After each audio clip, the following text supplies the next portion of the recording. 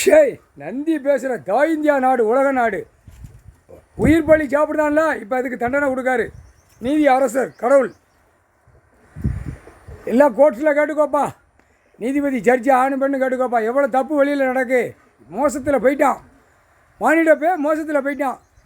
அரசியல்வாதி ஒரு பக்கம் பேப்பர் அள்ளி போய் வீட்டில் அடையணும் எழுதணும், அவன் அங்கிட்ட பக்கம் ஓடுதான்.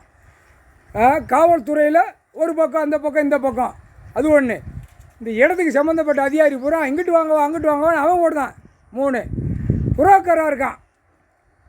இடத்துக்கு சம்மந்தப்பட்ட அனைத்து உள்ள பூரா போகிறவன் பூரா புரோக்கரு அவன் ஒரு பக்கம். இந்த பேப்பர் விளையாட்டு எப்படி எவ்வளோ பெரிய விளையாட்டு. அப்போ வழக்கறிஞர்களும் புரோக்கர் இருக்குது. இப்போ வழக்கறிஞர்கள் என்ன காரணம் அப்படின்னா, உள்ள வழக்காடுதா, அந்த இடத்துக்கு சொத்து ஆடுதா, இது சிவில் கேஸ் ஓடுது, இது அவன் விற்கிறதுக்கு ஓடுவான். இப்போ 2 தரப்பு உள்ளே ஓடிக்கிட்டு இருக்கல, இந்த சோழி பார்ப்பான்.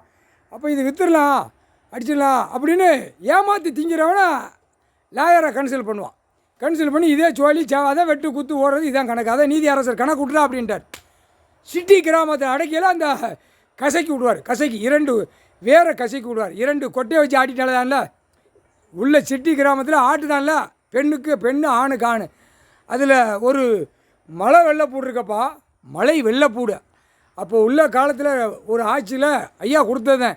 இதை எடுத்து வச்சுக்கோங்கடா, இதுவும் மஞ்சள் இது மிளகாப்பொடி சேர்த்து இந்த மலை வெள்ளைப்பூடு, மலையில் தான் இருக்கும் அந்த வெள்ளைப்பூடு, 2ஐயும் தட்டி பொடியாக்கி வச்சுக்கோங்கடா. அதை வச்சு ஆணும் பெண்ணு சேட்டை இருந்துச்சுன்னா தேய்ச்சி விட்ருங்கடா. விடிய அவன் சொரிஞ்சி வேதனை, அதான் தண்டனை கணக்கு இப்போ போடுதார். இது நிறையா நடக்கு. அதனால தான் இப்போ இந்த தண்டனை போடணும் அப்படின்ட்டார். அதுதான் ஆடு மாடு கோழி பறவைகளை விற்கான்ல புரோக்கர், சிட்டி கிராமத்தில் கிடப்பான். இங்கே கைலாசத்துலேருந்து எடுக்கலாம், அது எடுக்க விட்ருவார், ஐயா எடுக்க விட்ருவார். ரொம்ப திமுரு பின்னாடி. அப்பா கிராமம் அண்டார ஓலி ஆடு மாடு கோழி பறவை புரோக்கர். இப்போ ஆடு மாடு புரோக்கரை தூக்கிட்டார். அவன் வீட்டில் குடும்பம் புரோக்கராக தான் இருக்கும். அப்போ அந்த பாவத்தை செய்தானா, ஆடு மாடு கோழி பறவைகளை செய்யக்கூடாது, படைக்கிறது ஒரே உயிர்ன்ட்டார். அதுக்கு சாணத்தை எடுத்து உரம் போட்டுக்கோ, சாப்பிட்டுக்கோ, உயிர் வாழறதுக்கு மருந்து அடிக்கக்கூடாது, இயற்கை சாப்பாடு செயற்கையெல்லாம் கொடுக்கல அப்படின்ட்டார். இப்போ செயற்கையில் போனால் இவன் அழிக்கான் புரோக்கர். இந்த ஆடு மாடு கோழி பறவைகளை புரோக்கரை ஓடுதான்ல, இவனுக்கு கணக்கு போட்டு முடிச்சிடும்ல. அப்போனா தான் சிட்டி கிராமத்தில் கிடப்பான். அதே மாதிரி ஆடு மாடு கோழி பறவைகள் கிராமத்துகளில் கிடப்பான்ப்பா. நீதிபதி கோட்டார் கேட்டுக்கோப்பா, ஆணு பெண்ணு சரிச்சு வாயை கட்டுவான். அதுக்கு நாய்கள்லாம் வாயை கட்டுவான். ஆடு மாடு பக்கத்து வீட்டில் சண்டை அவன் வளர்ப்பான். இதை வாயை அதை கட்டணும் கட்டிடுவான். அது சாப்பிடாமே செத்து போவோம், நாய் செத்து போவோம். ஆடு மாடு கோழி பறவைகளை வாயை கட்டிடுவான்.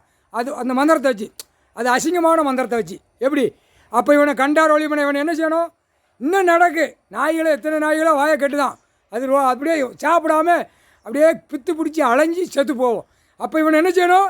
இந்த ஆடு மாடு கோழி பறவைகளை விற்கிறவன் புரோக்கரை கசக்கி விட்டு வெள்ளைப்பூடும் மிளகாப்பொடி அரைச்சி வச்சு தேய்ச்சி விட்டணும். அவன் பொண்டாட்டிக்குந்தேன், அவன் வாரிசு அப்படியே தூக்குவாங்க. உள்ளே தான் கிடப்பான், கூவ மாதிரி கிடப்பான். அவனுக்கு தான் கேட்குறா.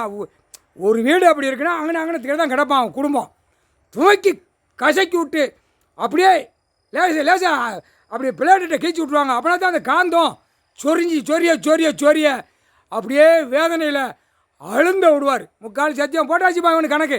ஆடு மாடு கோழி பறவைகளை விற்கான்ல, வாயில்லாத சீவனை விற்று தின்னு அவன் பொண்டாட்டி உள்ளோட நக்கு தான். கொண்டாரோலி குடும்பமே நக்குது. இல்லா கிராமத்தில் 10 புரோக்கர் இருப்பான், சிட்டியில் 10 புரோக்கர் இருப்பான். அப்போ கூட போக ஒவ்வொரு இப்போ 10 கிலோமீட்டர் 20 கிலோமீட்டர் வாங்கி விற்றுட்டு வருவான். இவன் என்ன செய்யணும்? கையை காலை தெருக்கி விட்டு அதை தேய்ச்சி விட்டணும். அவன் பொண்டாட்டிக்கும் தேய்க்கணும். தேய்க்க வேண்டிய இடத்துல தேய்ச்சி இவனுக்கும் தேய்ச்சி, அவன் வாரிசு பிள்ளைகளை வச்சுருப்பான், அதையும் தேய்ச்சி விட்டு சொரிடான்னு வீட்டுக்குள்ளே மாற்றி சொரிய விடுவார். மழை வெள்ளைப்பூடு அது இராணுவம் முப்பட அதெல்லாம் கிளியராக எடுத்துருவான். மலையில் கிடக்கும் வெள்ளைப்பூடும் மிளகாப்பொடி 2ஐயும் சேர்த்து தேய்ச்சி விட்டுறணும்ட்டார். இந்த தண்டனை கொடுக்கணும்னு இருக்கார். முக்கால் சத்தியம் நீதி அரசர் கணக்கு போட்டார். முக்கால் சத்தியம்.